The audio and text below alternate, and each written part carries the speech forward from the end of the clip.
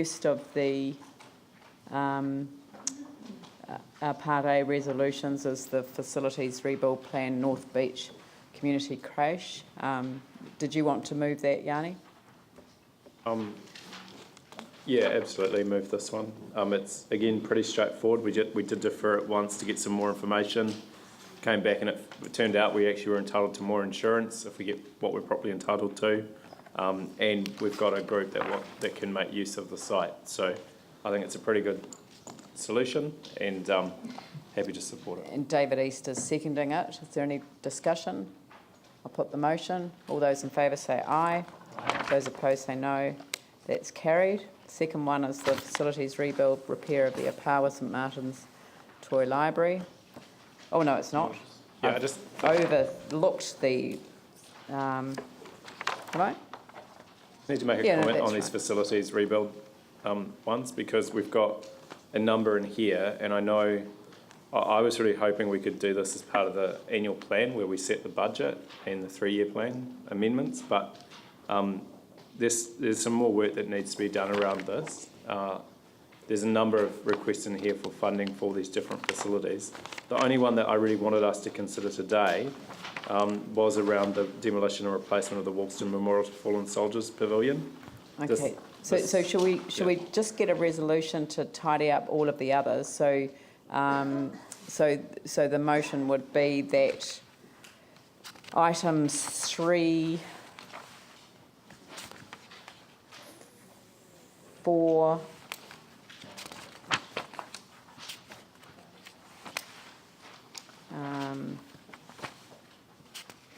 where am I? Is it 5? Item 1, item 3, 4 and 5. Did I do the wrong one? Item 1, 3, 4 and 5. So, 5 is the Walston Memorial, so it's 1, 3 and 4. Oh, okay. So items 1, 3 and 4 be the subject of a separate prioritisation report at a just at a future council meeting. You don't need it at a future report. I think we will have a report. Yeah, well, as part of at a future. Yep, that's it. So you'll move that, Yanni? Yes, I will. Seconded, Phil. I'll put that motion. All those in favour say aye. Aye. Those opposed say no. Carried. And which item is the... 5. Item 5. And Yanni, you'd like to move that? And Tim Scandrett would like to second it. So I'll open that up for discussion. So we had a lot of discussion at the committee around this facility. This is recognised as being a fairly unique memorial in that it's not just a sports pavilion that's been badly damaged, but it's actually a utilitarian war memorial, and it's believed to be one of the few, if only, ones in New Zealand. So that's to World War I. So there is a kind of time pressure on this, and I think it's really important that we move forward on it today so that we can meet the dates that we've got suggested in terms of 30th of March 2015. We are expecting that staff will be applying for funding from other sources, particularly relevant to war memorials and the like. So it's important that I think we also make this decision today to enable staff to be able to apply for that external funding that can go towards this project. Thank you. It would be good to know about external funding options. What's the timetable for applying for those, or have we already made application? Yep.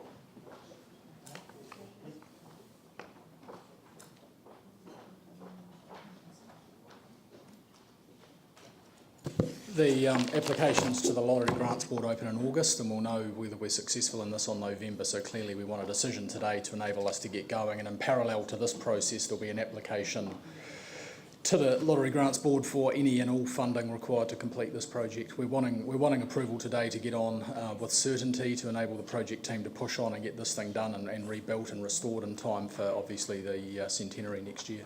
Is there any suggestion about what we might qualify for in terms of those funding? 4.4 from the committee, World War I commemorations, the environment and heritage criteria. Yep. So we'll be working with Lincoln and others upstairs in the funding area to put in a strong bid there. So,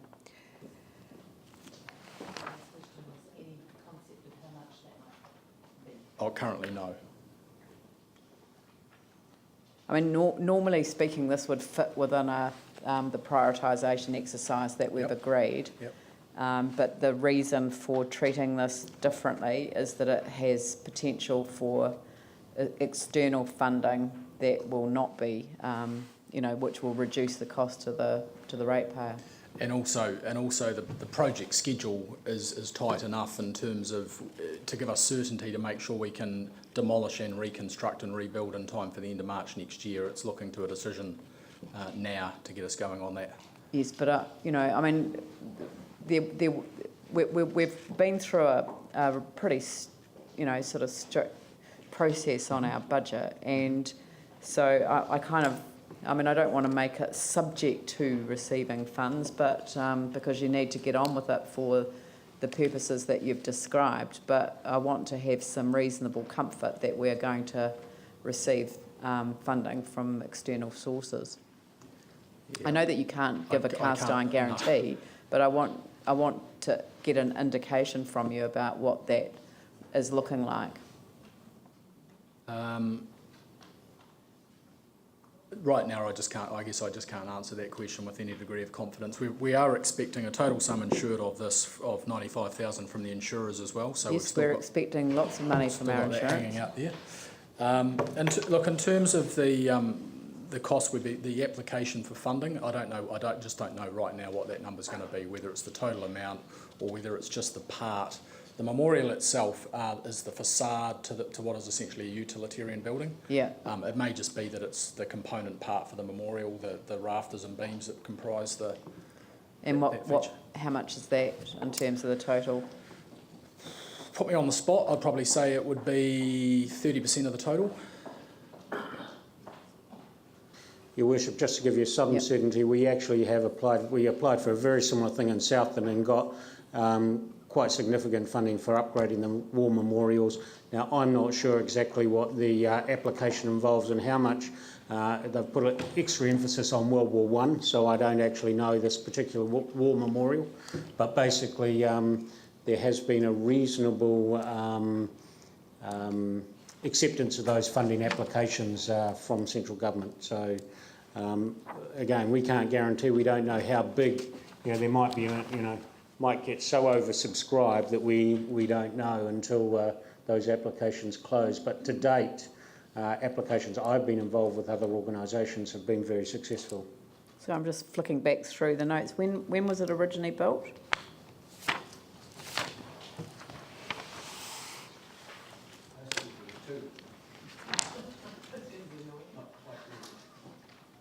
It's a very good question.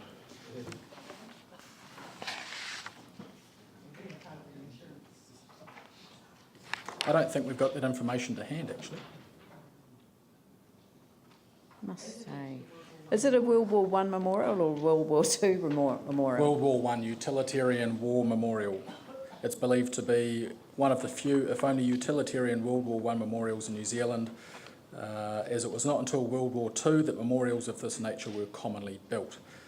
And we've been talking to the Historic Places Trust and the RSA in regard to this proposal as well, and they're fully on board. Yeah, all right, thank you. And given your extensive experience, David, we'll be calling upon your ability to put a good business case to the fund. Yeah. Glenn, did you have a question? Yeah, just a minor one. Obviously, I'm not a part of the committee that discussed this. Just wondered over the time frame, 30th of March. I know it's a whole month out.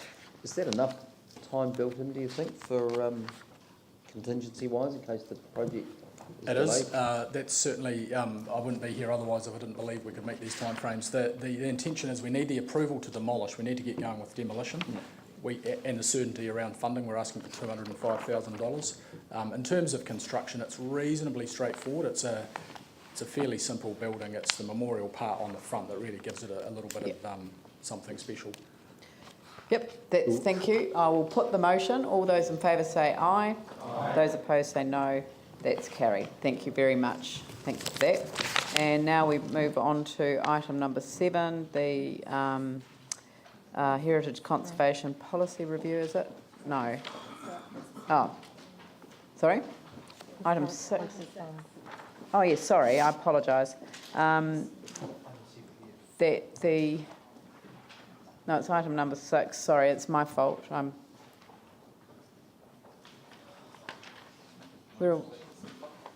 It's item number 6. Sorry, it was my fault. I apologise. And come back. Yeah. And since which time? It's item number 6. Sorry, it is my mistake. If we could go back to item number 6. Can you get it up on the screen? Sorry, thank you. Well,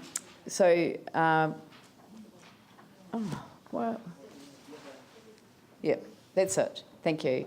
There has been a change to this, so it was... I think what we need to do is retain the fund, the balance at 750,000. That's right. And dropping it from the 2.5. So if we could change 1.5 million to 750,000, or yeah, that's right. By dropping the fund from 2.5 million and returning approximately 1.75 million. Yep, that's it. So who will move that? Oh. Yanni, and I'll second it. Yanni. Look, the next. You need to look at this one in conjunction with the next report as well. And I mean, it doesn't give me any satisfaction to reduce the amount of money going into our city's heritage, but actually, we need to develop a heritage strategy.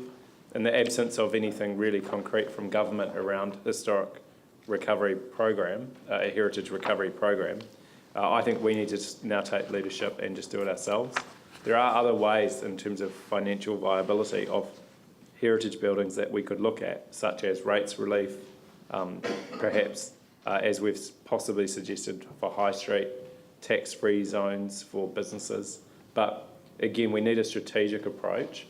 The purpose of this resolution is twofold. One is it's to accept that at the current financial situation of council, with the huge operating deficit that we had, we will make a sacrifice, but actually also to extend the purpose of this fund that had previously been undersubscribed to actually put it towards things that have practical and real uses in saving heritage. And so that's the second part. So you need to read this in conjunction with the second report, which is around developing a heritage strategy, which I won't speak to because I think it goes without saying. The one amendment I do think we need for that second one, though, is a really clear time frame around developing it so we can have some certainty to the people in the heritage community. Thank you. Excellent. Okay, I'll put the motion. All those in favour say aye. Those opposed say no. Carried. And we'll move on to the Heritage Conservation Policy Review, which... Yeah, that's it. Heritage Conservation Policy Review. Yeah, and Yanni Johansson moved, Phil Clearwater seconded. Mine was point 7 in the committee's recommendations. That's not coming from. We were Alf one. Did we pass it? In item 6, sorry. Oh, sorry, yeah, so, sorry, it's my fault. Item number 7 is the Sydenham Because Yanni said the next item on the agenda, and He it's did. not. But It's look, the next just bar why one. this item is important is that, thank you to the Chief Executive's update about what's called the rubble, and that relates to the contamination that we now know is in the site, which I guess further highlights the fact that we need this to be all of the issues to be clarified. Yep. And the request for the memo is now urgent. Would you like to move the recommendation? Well, I'd And- actually add the word to request an urgent memo, please. Yeah. Eh? I thought we just had a whole bunch of information in the Seas update Yes, around it. we did, but there is more in terms of the whole picture. But some of the original information was received by the previous council under PX, and so we're just working out what can be put in the public arena. So that's all that's holding things up. That was the intention? Yeah. That's moved by Phil Clearwater and seconded by Yanni Johansson. I'll put the recommendation. All those in favour say aye. Those opposed say no. That's carried. And then the Heritage Conservation Policy Review, moved by Yanni Johansson, seconded by Pauline Cotter. Yanni, did you want to speak to that? No, but just move an amendment that Yep. I think it really should be clear that we're doing this year. So, develop a heritage strategy Yep. for the To develop a 2014-15 heritage year. strategy in the 14, by the end of the calendar year 2014. Is that right? Yeah, that probably won't.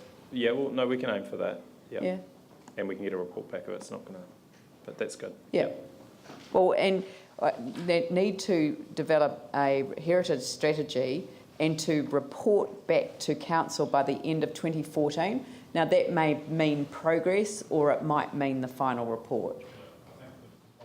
Is you need to take out the word need, and we actually just ask council. Oh, yeah. Council Agree to develop a heritage strategy and to report back to council by the end of 2014. All right? I'll put that motion. All those in favour say aye. Those opposed say no. That's carried. So it's now 1:14. So I suggest, we'll be back here at 1:45. So it's half an hour break for lunch, and I'll see you at 1:45. Thank you.